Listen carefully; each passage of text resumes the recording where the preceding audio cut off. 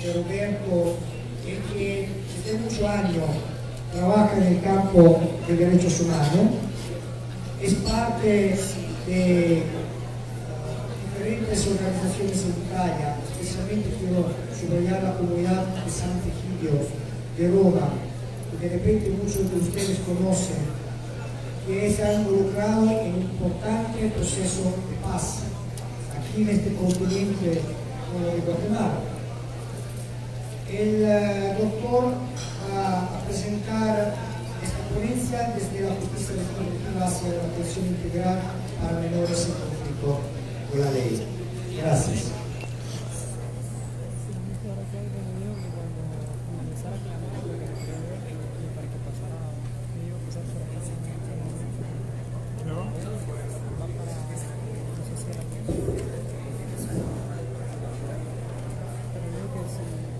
Buenos días, ¿se escucha bien? Sí. Bueno, gracias por la invitación a Giuseppe, a Salva, a los amigos de Loquita, con los que el proyecto Menores en Justicia de ILA ha estado colaborando, decimos, en estos últimos 2 años.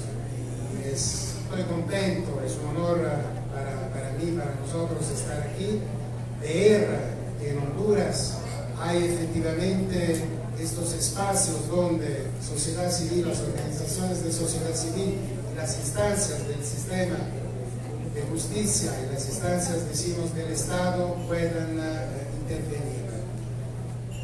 Yo creo que el tema específico de hoy, que es la justicia restaurativa, es un tema que efectivamente tiene puntos de contactos con el proyecto de Menores en Justicia que ILA está realizando, pero tiene también algunas preguntas. Yo estoy aquí un poco para contar y compartir con ustedes la experiencia que estamos viviendo en Guatemala y en El Salvador, y aquí también en Honduras con el proyecto Menores en Justicia, y poner algunas preguntas, algunos retos que efectivamente, como nos contaba la doctora Urbina al comienzo, el tema, la implementación también del tema de justicia restaurativa va a poner.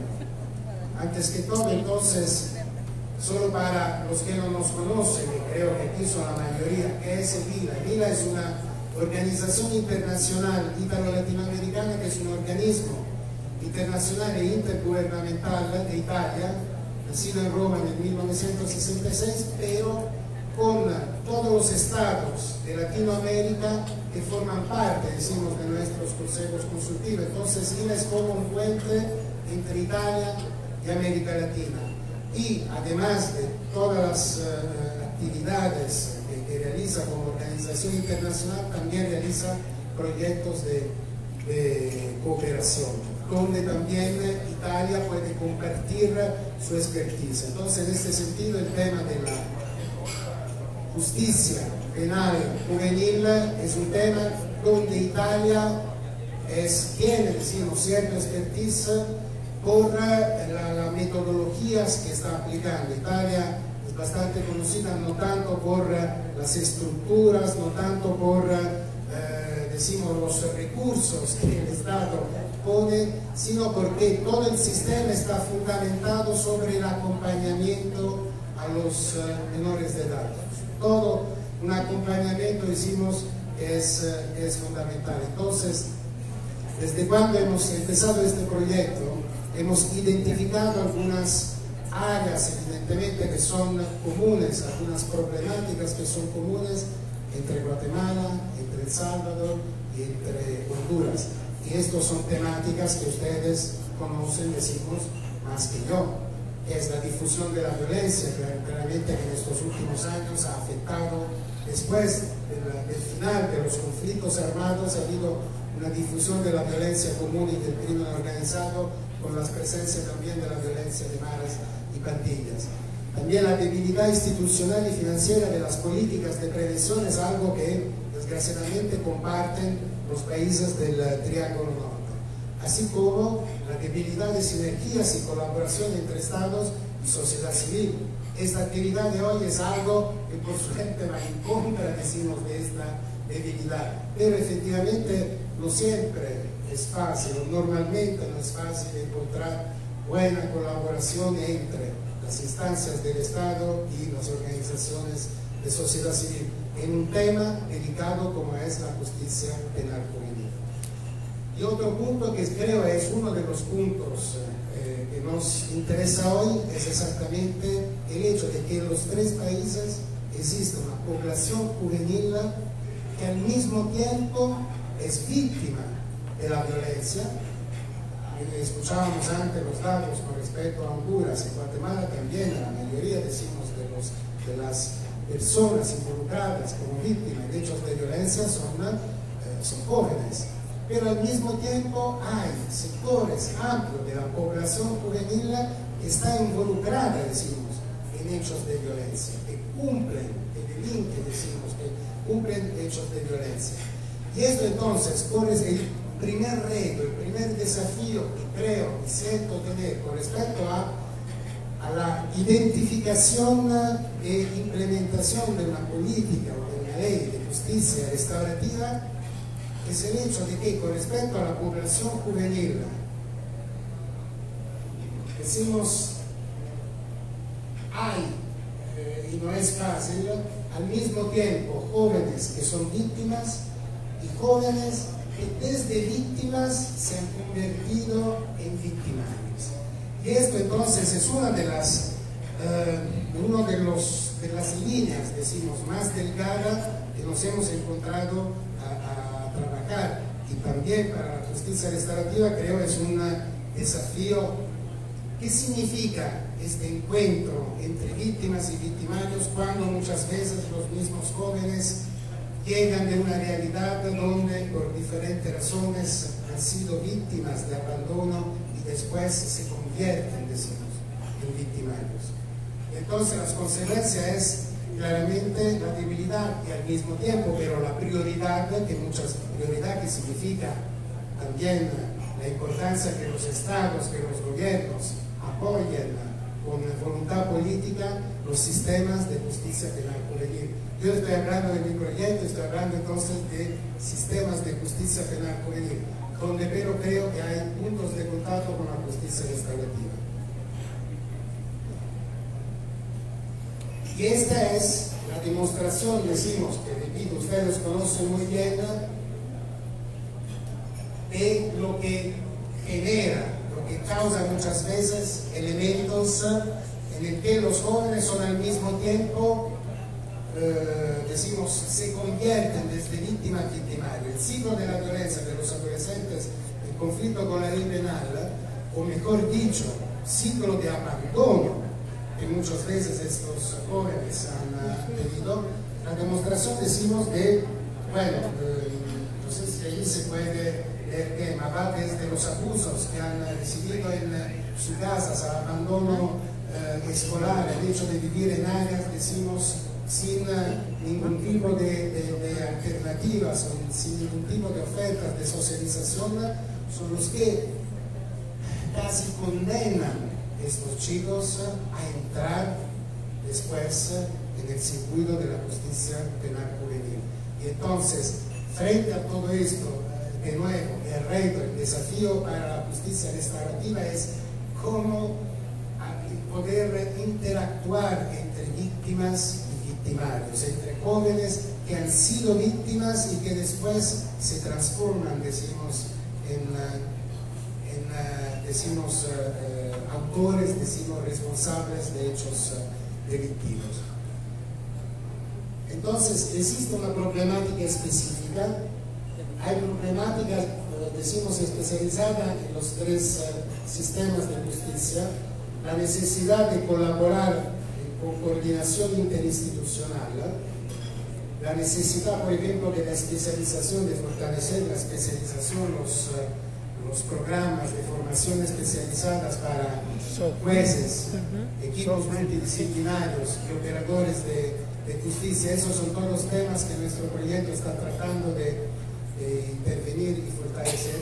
La necesidad de políticas y programas de reinserción sea para los chicos que están en los centros de privación de libertad, sea para los chicos, que es uno de los objetivos también del proyecto, que puedan acceder a medidas alternas, porque es evidente que la privación de libertad normalmente no ayuda, decimos, a los procesos de reinserción y resocialización, así como los procesos de contraste a la estigmatización, es decir, son todos temas que estaban diciendo.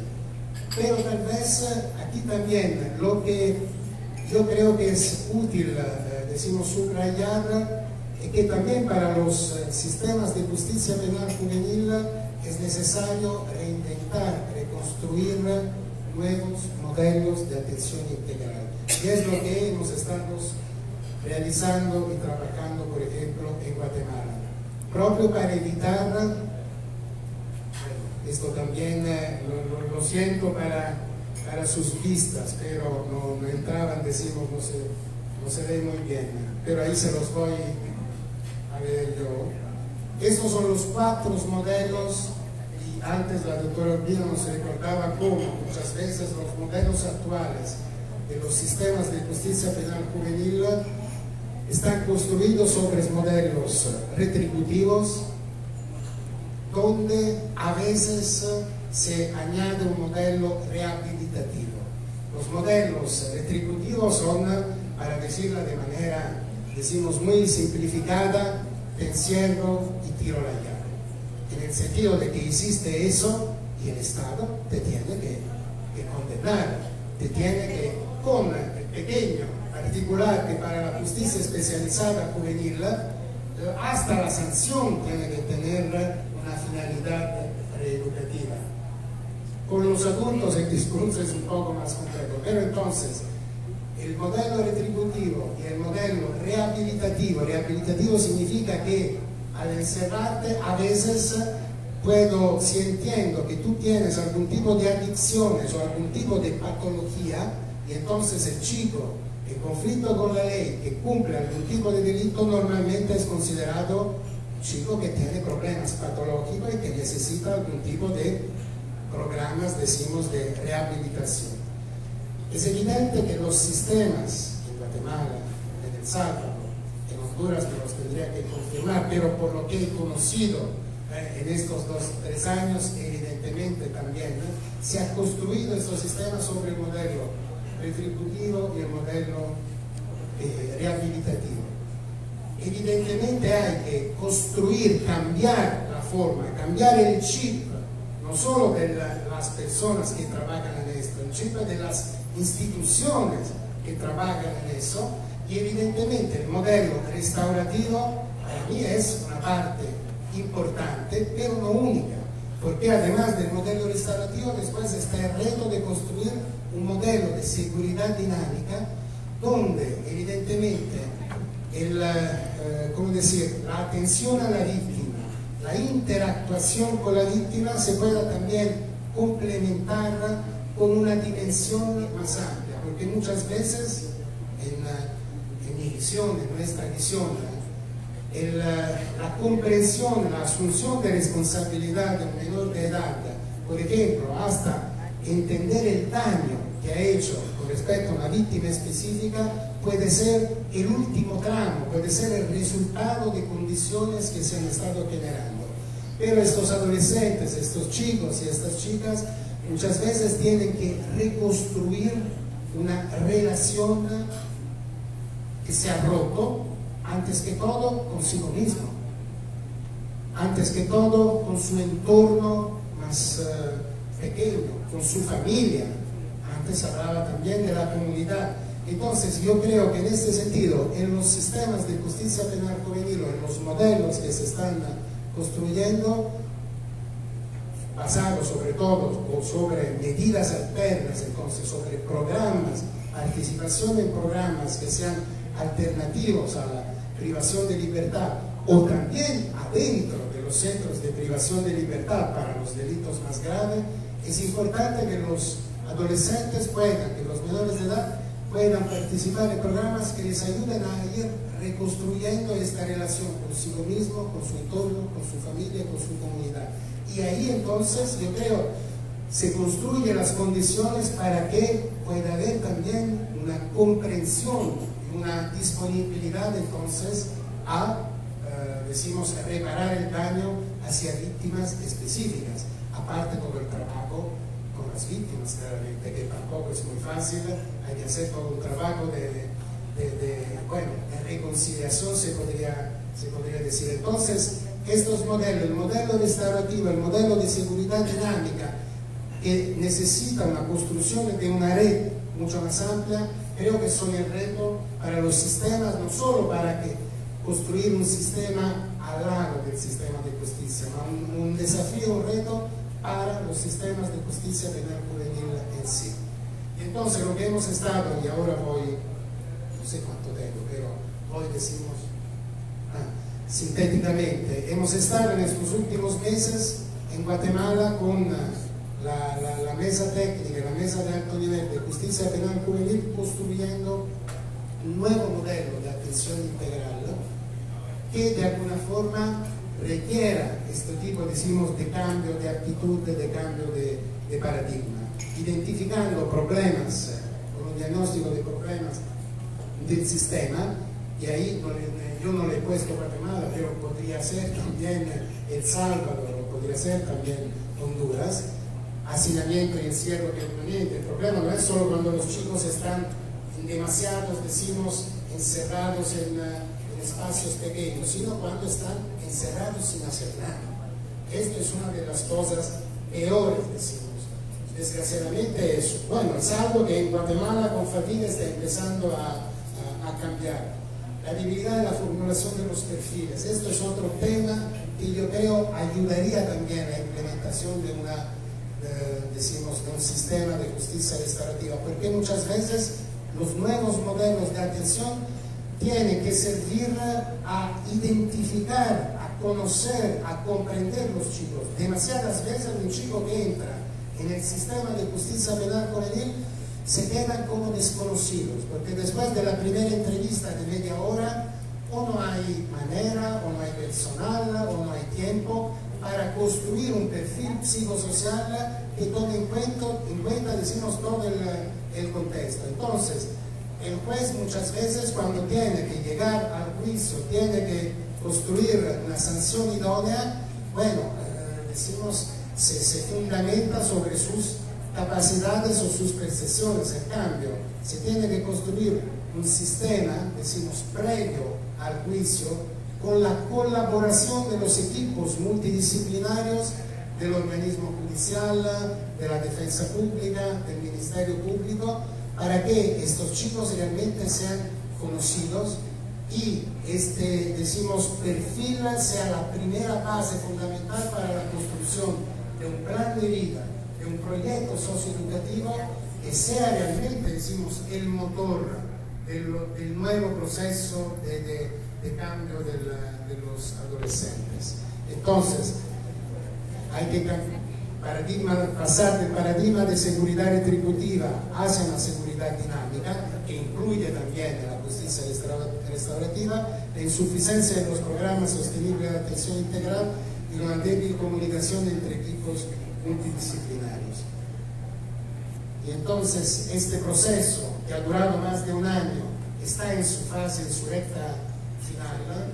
Ya hemos tenido, decimos, 12 reuniones con la mesa de alto nivel, convocados por la fiscal general de Guatemala, con el presidente del organismo judicial de Guatemala, con el procurador de los derechos humanos, para que efectivamente este nuevo modelo sea asumido, decimos, por todo el sistema de justicia penal juvenil. Y entonces los nuevos paradigmas, y ahí realmente termino, que van a ser muy sintéticos, es que tiene que ser un modelo que sea interinstitucional. Ninguna institución tiene que ser de cara sola, decimos, en los procesos de acompañamiento y de atención hacia los adolescentes. Tiene que ser un modelo integral y de largo plazo, no que sirva solo para... Normalmente nos acostumbramos a apagar fuegos, a hacer el papel, también las instituciones se acostumbran a apagar fuegos, a hacer bomberos. Es necesario, en cambio, tener modelos que sean de largo plazo. con un cambio de visión, como le he dicho antes, de la retribución a la responsabilidad, con una especialización de los jueces y de todo el personal multidisciplinario, donde sea evidente que la privación de libertad realmente sea la última ratio, sea la extrema ratio y se privilegian, decimos, todas las medidas alternas como medidas cautelares antes del juicio o como sanciones también después del juicio, una atención individualizada para que los chicos no sean una masa, no sean solo conocidos por su pertenencia, por ejemplo, a una mara o una pandilla, sino que sean conocidos y se les pueda hacer una propuesta de cambio de vida, y con programas y servicios sociales públicos y privados, porque el sistema, cualquier sistema de justicia penal juvenil por sí solo no puede, decimos, responder a todas las necesidades que estos cambios requieren. Es necesario contar con los programas, con las realidades, con las organizaciones de sociedad civil que tienen experiencia, que tienen sensibilidad y que tienen deseo de mejorar la vida de estos chicos. Entonces, yo, como buen romano, permítame solo terminar mi intervención recordando, como hago muchas veces, las palabras del Papa, de Francisco, que cada vez que entra en una penitenciaría o de adultos, en un cárcel, de un centro de privación de libertad para menores, él siempre dice, cuando entro, la primera pregunta que me hago es, ¿por qué yo estoy fuera y ellos están adentro? Es una pregunta que creo todos de vez en cuando tendríamos que ponernos. Gracias.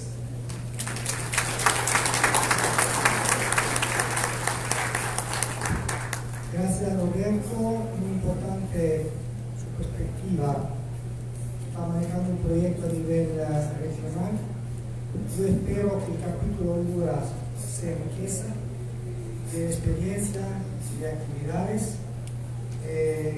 Te agradezco por haber venido al alcalde de Guatemala. Pronto vamos a realizar otras actividades en este tiempo, especialmente en justicia juvenil. El próximo ponente creo que necesita una presentación muy breve porque está bien conocido a todos ustedes.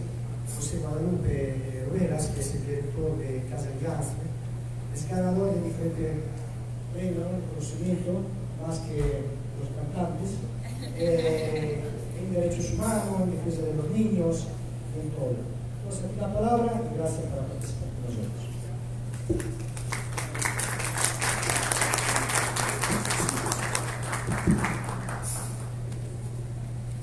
Buenos días a todas y todos. Yo no quisiera comenzar esta presentación sin antes agradecer a Rita Europea, CPT, por hacernos parte de esta linda iniciativa que con mucho gusto integramos. Pero también no quisiera seguir adelante sin mostrarme solidario con la comisionada María Luisa Borja, que está hablando aquí de justicia.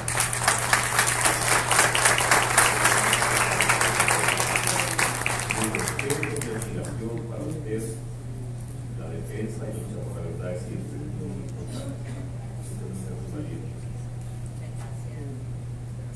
Me invitaron a hablar acerca del rol central de las víctimas y la justicia restaurativa. Y cuando estaba pensando en el tema, no dejaba de pensar en un señor que se llama Víctor Hugo, que en 1862 escribió una novela que se llama Los Miserables. Ya fue condenado a la cárcel muchos años por haberse robado un mendigo de pan. Y salió de la cárcel resentido, odiando a todo el mundo con deseos de venganza. Y de repente se encuentra siendo el alcalde de un pueblo y ayudando a mucha gente. Puso una fábrica que era mismo por la gente porque no había hombre más bueno que él. ¿Qué fue lo que permitió que Jan Vaya cambiara de ser una persona resentida con el mundo a ser un agente positivo de cambio de la sociedad? La actuación de una persona, un obispo que le dio posada después de que nadie lo quería recibir porque estaba estigmatizado, como bien nos decía la abogada Nora Botina. Y él en la noche, resentido con todo el mundo, después de que le habían dado de cenar, le robó a Rodrigo toda su cosa de plata y se la llevó, la policía lo capturó. Y él intentó que los hijos se las había regalado. Y cuando llegan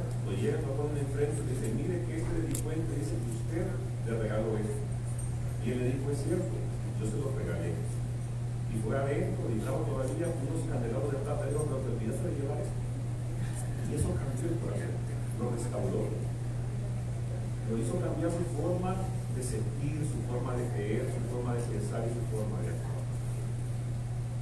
Pero no puedo dejar de pensar también en un informe que escuché hace algunas semanas que dice que las y los jóvenes que están en los centros de reclusión de menores vienen de familias pobres, han consumido drogas y esas familias de donde vienen son familias desintegradas. Y los centros de internamiento están llenos de ellos. Y entonces yo pensé, de hecho, que es cierto. La razón por que los jóvenes en los colegios privados que vienen de familias desintegradas y también consumen drogas y también abusan de sus compañeras que están en la cárcel, no es porque la familia no sea desintegrada, así lo es. También consumen drogas, pero no son pobres. Y eso significa que no han tenido las oportunidades que otros jóvenes tienen. Y en nuestra mentalidad occidental decimos, pues también los ricos a la cárcel, ¿no? Bueno, pues es un camino. Pero también se vale pensar, ¿y por qué no darle las mismas oportunidades que le damos a los jóvenes de colegios bilingües, a los jóvenes que tienen buenos recursos? ¿Por qué no se las damos también a los jóvenes pobres?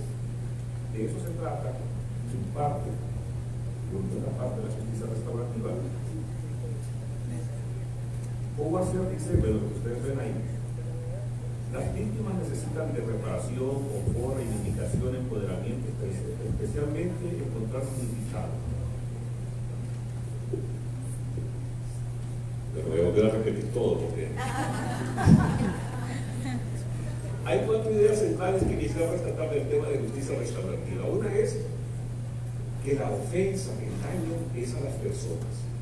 En nuestra cultura decimos que el que quebrantó la ley. ¿Dónde está esa señora? ¿No? Sí, está escrita por ahí, ¿verdad? Para que los pobres la cumplan y los ricos la pasen, ¿no? Pero cuando se comete un delito se daña a alguien, se daña a las personas. La obligación generada por la ofensa, es decir, quien ofende, tiene una obligación de reparar el daño. Y esa reparación del daño nos ayuda a restaurar las relaciones. Esas 4 cosas que centrar que el daño del delito de la ofensa es a la persona. Segundo, que esa ofensa genera obligaciones. No es que, bueno, pobrecito, él también tiene problemas, no, genera obligaciones. Y tiene que reparar el daño, pero en función de restaurar las relaciones. ¿Qué potencialidades tiene la justicia restaurativa? La primera es que la víctima puede estar informada. ¿Por qué yo lo sé? Se ha fijado que muchas veces las víctimas tienen un sentido de culpabilización. Si yo no me hubiera subido a ese taxi, si yo le hubiera hecho caso, si yo no hubiera ido, si no hubiera hecho esto, ¿por qué a mí? El abogado Luna también nos hablaba acerca de que cuando la víctima conoce, o el ofensor conoce los motivos de la víctima, entonces la víctima también puede estar informada de qué fue lo que sucedió y qué es lo que está pasando. Y eso es importante. Otra potencialidad es la participación, que ayuda a entender al ofensor, al Estado y a la comunidad el punto de vista de la víctima. ¿Qué es lo que quiere? ¿Qué es lo que necesita? ¿Qué es lo que siente? Otra potencialidad de la justicia restaurativa es encontrar una explicación. ¿Por qué sucede esto? ¿Por qué me sucede esto? Y la reparación del daño, evidentemente. El hecho de que la víctima no tenga solo como consuelo que la persona está en la cárcel, sino que va a ser reparada en su casa, que va a ser restablecida en su comunidad. Y la comunidad ayuda también a entender la situación por la que pasan estas personas. También hay riesgos. Hay que decir que la justicia restaurativa no es una receta para todo. Es una oportunidad, entre otras, que hay que aprovechar. Hay riesgos. Si no lo hacemos bien, puede haber una victimización secundaria. Podemos por nuestra cultura, seguir teniendo un protagonismo y centralidad del ofensor. Es decir, todo el proceso centrado en el ofensor y no en la víctima. No cabe duda que se pueden generar riesgos para la víctima, sobre todo porque muchas veces la víctima puede sentir que el ofensor está en ese proceso de justicia restaurativa solamente para salvarse de la cárcel y no está haciendo el proceso de manera sincera y de manera legítima. La víctima podría sentirse forzada a participar también. Puede ser que nos encontremos en el caso de que una persona víctima de violencia doméstica, por ejemplo, que le digan, mire, usted lo que tiene que hacer es ponerse de acuerdo con esta persona y dice, no, yo quiero que me la dejen y se la lleven. Entonces, por eso es importante centralizar y impulsar la víctima. Y la víctima también puede sentirse utilizada para que quienes trabajamos en esto digamos, bueno, nosotros estamos arreglando el mundo. Pero tomando en cuenta esos riesgos, no cabe duda que la justicia restaurativa es un buen camino. La comisionada me decía hace unos momentos que hay en las cárceles de adultos unas 1.097 personas por delitos bagatelles. O sea que son gente que podría haber tenido otro modo de resolución de su conflicto en su comunidad. Y tendríamos 1.097 plazas allá adentro para gente que se ha robado millones.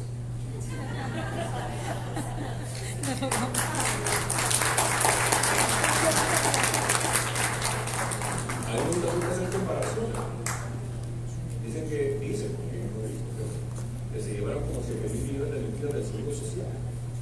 Y yo me puse a sacar cuentas y dije, mire, si yo le pusiera a usted una lempira cada segundo, sin descansar día y noche, así en su mano, y le voy a dar 7.000 millones, ¿sabes cuántos años necesitaría sin descansar a 24 horas? 221 años.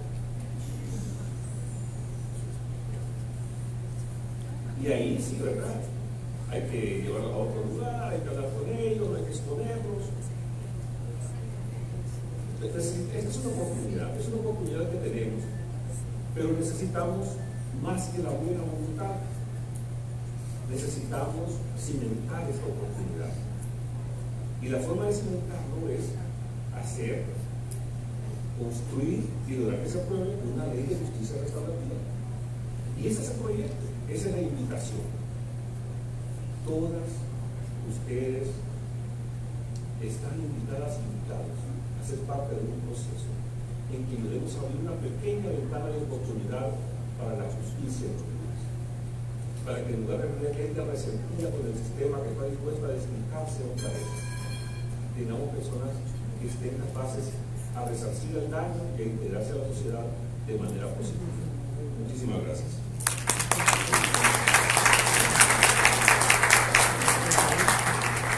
Gracias, José. Gracias por su enfoque.